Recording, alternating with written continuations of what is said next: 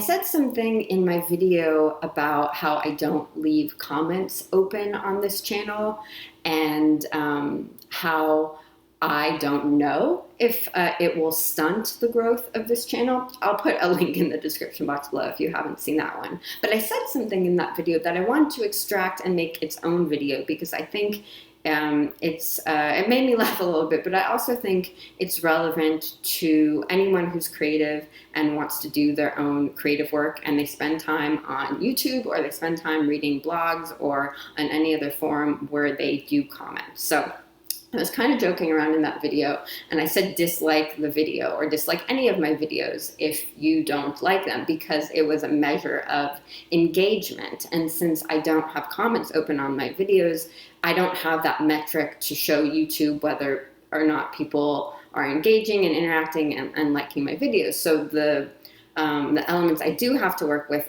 are subscribe. Please subscribe if you're not already subscribed, and likes and dislikes. So that's how YouTube knows whether to recommend my videos, or one of the factors that helps YouTube determine whether or not to recommend my videos to for people who are searching for writing advice, or writing tips, or content tips, all the stuff that I talk about.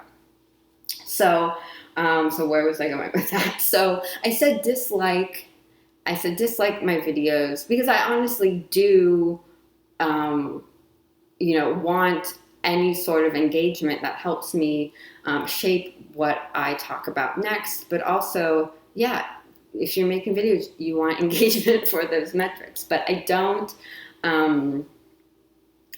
without getting into everything I talked about in that video about why comments aren't open, I think the dislike button, someone who chooses to press the dislike button, I think it's a good test of whether or not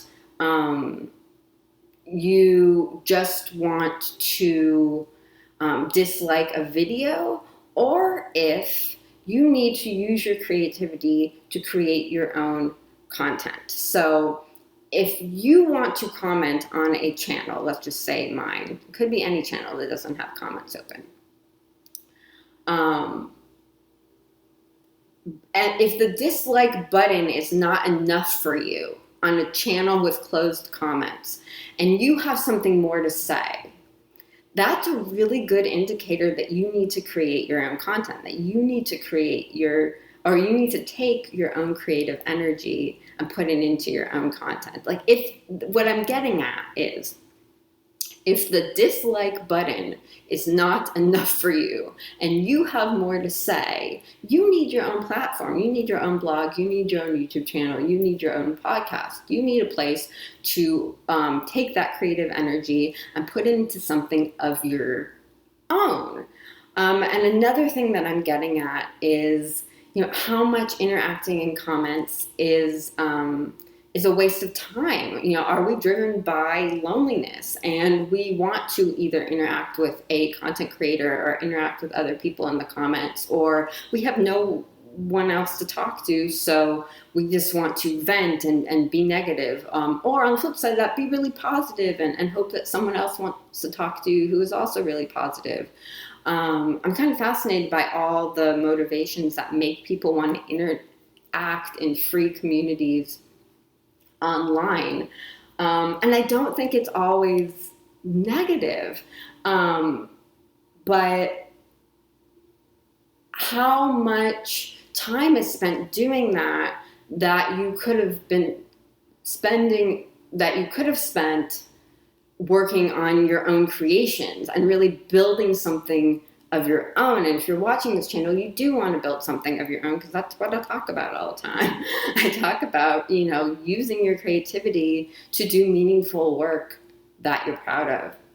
So I think, this is a little bit embarrassing for me, because when I first started out online a long time ago, in my last video I was talking about in 2009 when I wrote my first ebook, like around that time I was really, I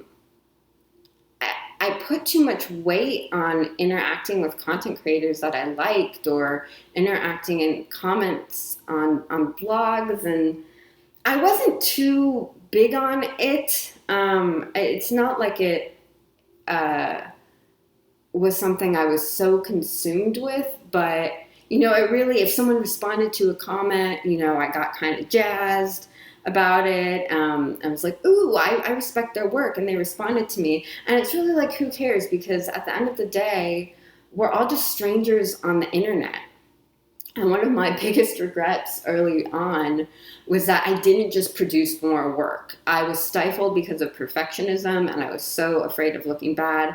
But also there was an element of, wasting time trying to get these other people to like interact with me online. And again, like I'm exaggerating because I didn't spend too much time on that. I've never been a huge comment person, but there was still sort of like that validation of having a nice online conversation. And I think there are great communities with content creators that really foster communities on their platforms. I think it can be genuine.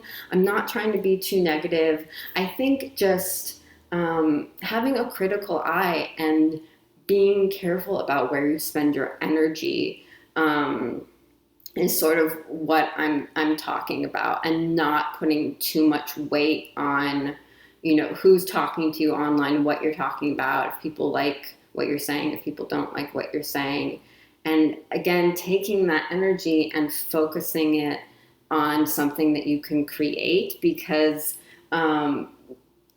having that meaningful work that you do will add so much more value into your life than just fleeting interactions of, validation or likes, or, a response from some content creator who, you wanted to talk to. Building your own thing is just so special.